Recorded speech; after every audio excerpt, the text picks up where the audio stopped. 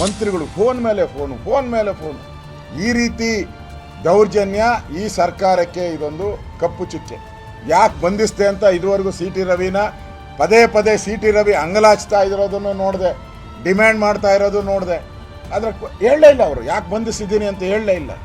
10 station ಕರ್ಕೊಂಡು ಹೋಗಿದ್ದಾರೆ, 10 station, 3 district, 3 district, Gadag, Hubballi, Dharwad, Bagalkot, Belagavi rural. ಇತಿಹಾಸದಲ್ಲಿ ಎಂದೂ ಕೇಳಿಲ್ಲ. 10 ಸ್ಟೇಷನ್, 3 ಜಿಲ್ಲೆ, ರಾತ್ರಿ ಇಡೀ ಸುತ್ತಾಟ. ಆ ಸಮಯದಲ್ಲಿ ಸಿ ಟಿ ರವಿ ಅವರ ತಲೆಗೆ ಗಾಯವಾಗಿ ರಕ್ತ ಸುರಿತಾ ಇತ್ತಂತೆ. ಕುಡಿಯೋದಿಕ್ಕೆ ನೀರು ಕೇಳಿದ್ರೆ ನೀರು ಕೊಡ್ಲಿಲ್ಲ ಅಂತ ಸುದ್ದಿಗೋಷ್ಠಿಯಲ್ಲಿ ಹೇಳಿದ್ರು ಸಿ ಟಿ ರವಿ. ಇದಕ್ಕಿದ್ದಂಗೆ ಏಕಾಏಕಿ ಎತ್ಕೊಂಡು ನನ್ನನ್ನು ಪೊಲೀಸು ಸ್ಕಾರ್ಪಿಯೋದೊಳಗೆ ತುಂಬಿದ್ರು. ಆಗ ಲಾಠಿಯಿಂದ ಹೊಡ್ತಾ ಬಿತ್ತು, ಹೇಗಾಯ್ತು ನಂಗೆ ಗೊತ್ತಿಲ್ಲ, ನನ್ನ ತಲೆಗೆ ಹೊಡ್ತಾ ಬಿತ್ತು, ರಕ್ತ ಬರ್ತಾ ಇದೆ. ಅಲ್ಲಿಂದ ಮುಂದೆ ಕಿತ್ತೂರು, ನನ್ನ ತಲೆ ನೋವಾಗ್ತದೆ, ತಲೆ ಬರ್ತಾ ಇದೆ, ವಾಮಿಟಿಂಗ್ ಸೆನ್ಸಸ್ ಬರ್ತಾ ಇದೆ, ಕುಡಿಯಕ್ಕೆ ನೀರು ಕೊಡಿ ಅಂದ್ರೆ ಗಾಡಿಯಲ್ಲಿ ನೀರಿಲ್ಲ. ಪೊಲೀಸ್ ಜೀಪ್ ಕಲ್ಲು ಕ್ವಾರಿಯ ಬಳಿ ನಿಂತಿದ್ದೇಕೆ? ಕಬ್ಬಿನ ಗದ್ದೆ, ದಟ್ಟಾರಣ್ಯ, ಏನದು ರಾತ್ರಿ ರೌಂಡ್ಸ್ ಗುಟ್ಟು? ಸಚಿವೆ ಲಕ್ಷ್ಮಿ ಹೆಬ್ಬಾಳ್ಕರ್ ಅವರನ್ನ ಸಿ ಟಿ ರವಿ ಪ್ರಾಸ್ಟಿಟ್ಯೂಟ್ ಅಂತ ನಿಂದಿಸಿದ್ರೋ ಇಲ್ವೋ ಅನ್ನೋದು ತನಿಖೆಯಿಂದ ಹೊರಬರಲೇಬೇಕು. ಈಗಾಗಲೇ ತನಿಖೆ ಶುರುವಾಗಿದೆ. ವಿಧಾನ ಪರಿಷತ್ನಲ್ಲಿ ನಡೆದ ಘಟನಾವಳಿಗಳ ದೃಶ್ಯಗಳು ಎಫ್ಎಸ್ಎಲ್ ಪರೀಕ್ಷೆಗೆ ಒಳಪಡಲಿದೆ. ಅಲ್ಲಿ ಕೇಳಿ ಬಂದಿರೋ ಧ್ವನಿ ಸಿ ಟಿ ರವಿ ಅವರದ್ದೇನ ಅನ್ನೋದ್ರ ಸತ್ಯ ಎಫ್ಎಸ್ಎಲ್ ರಿಪೋರ್ಟ್ನಲ್ಲಿ ಹೊರ ಬಂದೇ ಬರುತ್ತೆ. ಅದು ತನಿಖೆಗೆ ಸಂಬಂಧಪಟ್ಟ ವಿಚಾರ. ಆದ್ರೆ ಅರೆಸ್ಟ್ ಮಾಡಿದ್ಮೇಲೆ ನಡೆದ ಕೆಲ ಘಟನೆಗಳಿವೆಯಲ್ಲ, ಅನುಮಾನಕ್ಕೆ ಕಾರಣವಾಗಿರೋದೇ ಅದು. ಬೆಚ್ಚಿ ಬೀಳಿಸೋ ಸಂಗತಿ ಏನಂದ್ರೆ, ಖಾನಾಪುರ ಪೊಲೀಸ್ ಸ್ಟೇಷನ್ನಿಂದ ಸಿ ಟಿ ರವಿ ಅವರನ್ನ ಕರ್ಕೊಂಡು ಇಡೀ ಸಿಟಿ ಸುತ್ತಾಡಿಸಿ ಕೊನೆಗೆ ಅದೆಲ್ಲೋ ಜಲ್ಲಿ ಕ್ರಷರ್ ಹತ್ತಿರ, ಕಲ್ಲು ಕ್ವಾರಿ ಹತ್ತಿರ ಕರ್ಕೊಂಡು ಹೋಗಿದ್ರಂತೆ. ನಿರ್ಜನ ಪ್ರದೇಶ, ನಟ್ಟ ನಡುರಾತ್ರಿ, ಅದೆಂಥ ಗಂಡದೆಯಾದ್ರೂ ಒಂದು ಕ್ಷಣ ಜಲ್ ಅನ್ನಲೇಬೇಕು. ಅಂಥದ್ರಲ್ಲಿ ಸಿ ಟಿ ರವಿಯವರ ಹಣೆಯಲ್ಲಿ ಬೆವರು ಇಳಿದೇ ಇರತ್ತಾ? ಅಷ್ಟು ಸಾಲದೆಂಬಂತೆ ಅಲ್ಲಿಂದ ಕಬ್ಬಿನ ಗದ್ದೆ, ಅಲ್ಲಿಂದ ಒಂದು ಕಾಡಿನ ದಾರಿ, ಅಲ್ಲೆಲ್ಲ ಗಾಡಿ ನಿಲ್ಲಿಸಿ ಭಯದ ವಾತಾವರಣ ಸೃಷ್ಟಿಸಿ ಸಿ ಟಿ ರವಿಯವರಿಗೆ ಮಾನಸಿಕ ಹಿಂಸೆ ನೀಡಿದ್ದಾರೆ ಅಂತ ವಿಧಾನಸಭೆಯ ವಿಪಕ್ಷ ನಾಯಕ ಆರ್ ಅಶೋಕ್ ಆರೋಪಿಸಿದ್ದಾರೆ. ಸಿ ಟಿ ರವಿ ಹೇಳೋದಲ್ಲ, ಆ ಫಾರೆಸ್ಟ್ ಕಬ್ಬಿನ ಗದ್ದೆಗೆ ನಿಲ್ಲಿಸಿದ್ರಂತೆ 1 hour. ಆದಮೇಲೆ ಫೋನ್ ಬಂತಂತೆ, ಎತ್ಕೊಂಡೋಗಿ ತಿರ್ಗಿ ಕ್ವಾರಿ ಒಳಗೆ ತೊಗೊಂಡೋಗಿ ನಿಲ್ಲಿಸ್ಬಿಟ್ರಂತೆ. ತಿರ್ಗಿ ಫೋನ್ ಬಂತಂತೆ, ಕ್ವಾರಿ ಗದ್ದೆಯಿಂದ ತೊಗೊಂಡೋಗಿ ಫಾರೆಸ್ಟಾಗಿ ನಿಲ್ಲಿಸ್ತಂತೆ. ಆಮೇಲೆ ಫೋನ್ ಬಂತು, ಆ ತಾಲೂಕು ತಗೊಂಡೋಗಿ, ಈ ತಾಲೂಕು ತಗೊಂಡು, ಹಿಂಗೆ ಎಲ್ಲ ತಾಲೂಕುಗಳು ಸುತ್ತಿಸಿ ಕೊನೆಯಲ್ಲಿ ಕರ್ಕೊಂಬಂದಿರೋದು. ಅವ್ರಿಗೆ ಕುಡಿಯಕ್ಕೆ ನೀರು ಕೊಡದೆ, ಊಟ ಕೊಡದೆ. ಸಿ ಟಿ ರವಿ ವಿರುದ್ಧ ಸಂಚು ಹೆಣೆಯಲಾಗಿತ್ತ?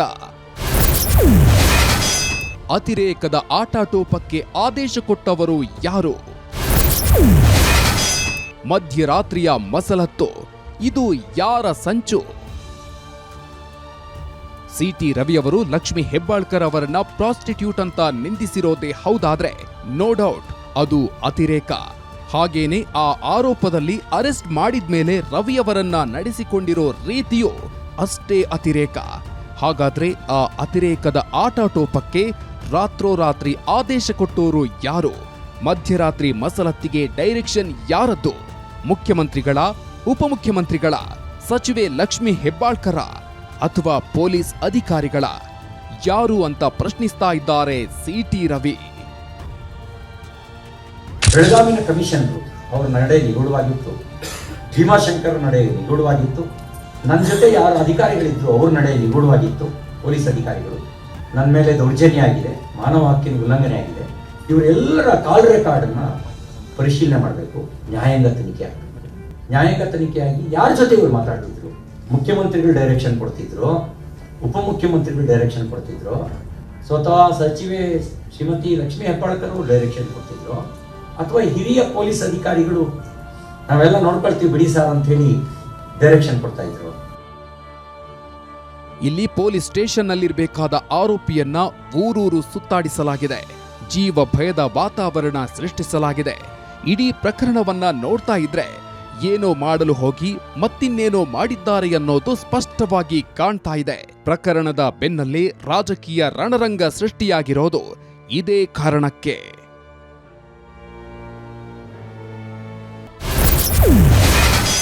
ಮಧ್ಯರಾತ್ರಿ ಮಸಲತ್ತಿಗೆ ಬಲಿಯಾದ್ರ ಸಿಟಿ ರವಿ. ಡಿಕೆಶಿ ಹೆಬ್ಬಾಳ್ಕರ್ ಕಡೆ ಕೈ ತೋರಿಸಿದ್ದೇಕೆ ಬಿಜೆಪಿ ನಾಯಕ? ರವಿ ವಿರುದ್ಧ ಅತಿರೇಕದ ಕ್ರಮದ ಹಿಂದೆ ಯಾರ ಸಂಚು? ಸಚಿವೆ ಲಕ್ಷ್ಮಿ ಹೆಬ್ಬಾಳ್ಕರ್ ಅವರನ್ನ ಸಿಟಿ ರವಿ ಪ್ರಾಸ್ಟಿಟ್ಯೂಟ್ ಅಂತ ನಿಂದಿಸಿದ್ದು, ನಂತರ ರವಿ ಅವರನ್ನ ಪೊಲೀಸರು ಬಂಧಿಸಿದ್ದು ಇದೆಲ್ಲ ನಿಮ್ಗೆ ಗೊತ್ತೇ ಇದೆ. ಬಂಧನದ ನಂತರ ನಡೆದ ಅತಿರೇಕದ ಕ್ರಮ ಈಗ ವಿವಾದಕ್ಕೆ ಕಾರಣವಾಗಿದೆ. ಆರೋಪಿಯನ್ನು ಪೊಲೀಸ್ ಠಾಣೆಯಲ್ಲಿ ಇರಿಸುವ ಬದಲು ಊರೂರು ಸುತ್ತಾಡಿಸಿದ್ರು. ತಲೆಗೆ ಗಾಯವಾದ್ರೂ ಕುಡಿಯಲು ಒಂದು ತೊಟ್ಟು ನೀರು ಕೊಡದೆ ಸತಾಯಿಸಿದ್ರು. ನಂಗೆ ಮಾನಸಿಕ ಹಿಂಸೆ ನೀಡಿದ್ರು ಅಂತ ಪೊಲೀಸರ ವಿರುದ್ಧ ಸಿಟಿ ರವಿ ಆರೋಪ ಮಾಡಿದ್ದಾರೆ. ಮೇಲಿನವರ ಆದೇಶವಿಲ್ಲದೆ ಕೆಳ ಹಂತದ ಪೊಲೀಸರು ಈ ರೀತಿ ಮಾಡಲು ಸಾಧ್ಯವೇ ಇಲ್ಲ. ಇದು ತಮ್ಮ ವಿರುದ್ಧ ನಡೆದಿರೋ ಮಸಲತ್ತು, ರಾಜಕೀಯ ದ್ವೇಷದ ಫಲ ಅಂತ ಸಿಟಿ ರವಿ ಹೇಳ್ತಾ ಇದ್ದಾರೆ. ಹಾಗಾದ್ರೆ ಇದರ ಹಿಂದೆ ಇರೋದು ಯಾರು? ಸಿಎಂ ಸಿದ್ದರಾಮಯ್ಯನವರ, ಡಿಸಿಎಂ ಡಿಕೆ ಶಿವಕುಮಾರ್ ಅವರ, ಅಥವಾ ಸಚಿವೆ ಲಕ್ಷ್ಮಿ ಹೆಬ್ಬಾಳ್ಕರ್ ಅವರ?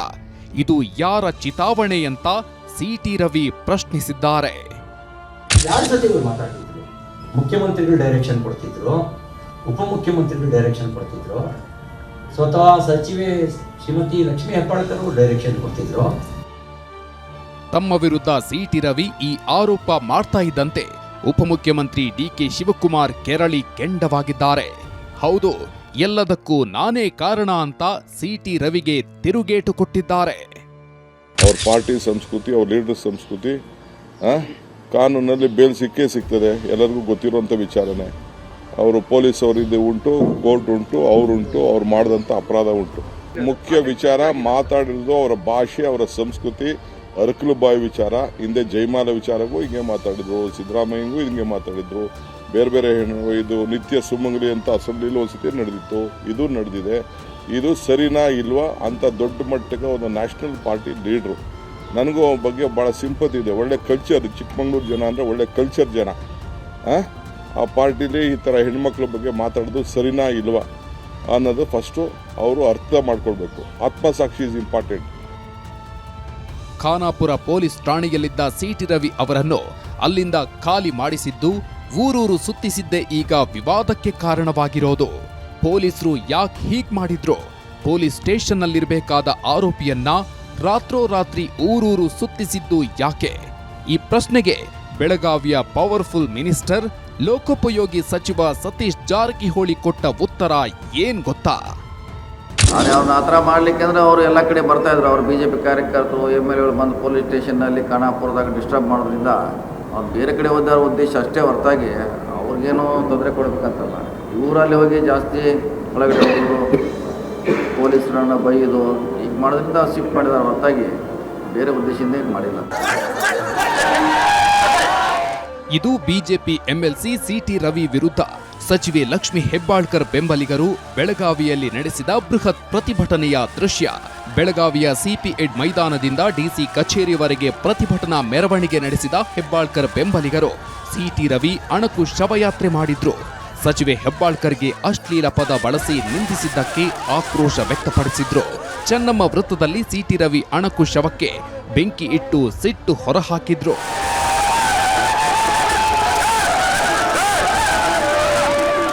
ಹೆಬ್ಬಾಳ್ಕರ್ ಅವರಷ್ಟೇ ಅಲ್ಲ, ಇಡೀ ಸ್ತ್ರೀ ಕುಲಕ್ಕೆ ಅಪಮಾನ ಮಾಡಿರೋ ಸಿಟಿ ರವಿ ಕ್ಷಮೆ ಯಾಚಿಸಬೇಕು ಮತ್ತು ಅವರ ವಿಧಾನ ಪರಿಷತ್ ಸದಸ್ಯತ್ವ ಸ್ಥಾನ ರದ್ದು ಮಾಡಬೇಕು ಅಂತ ಆಗ್ರಹಿಸಿದ್ರು.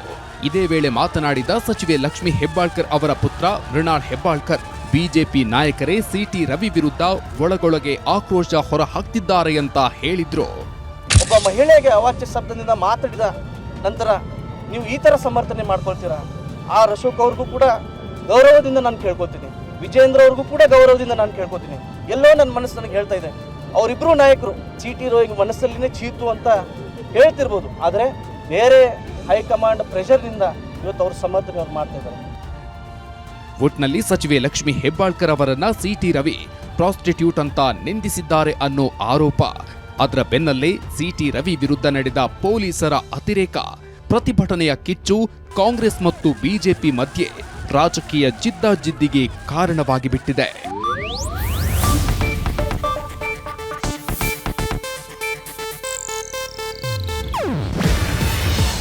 ಏಷ್ಯಾನೆಟ್ ನ್ಯೂಸ್ ನೆಟ್ವರ್ಕ್ ಪ್ರಸ್ತುತಿ. ನೀವು ನೋಡ್ತಿದ್ದೀರಾ ಏಷ್ಯಾನೆಟ್ ಸುವರ್ಣ ನ್ಯೂಸ್.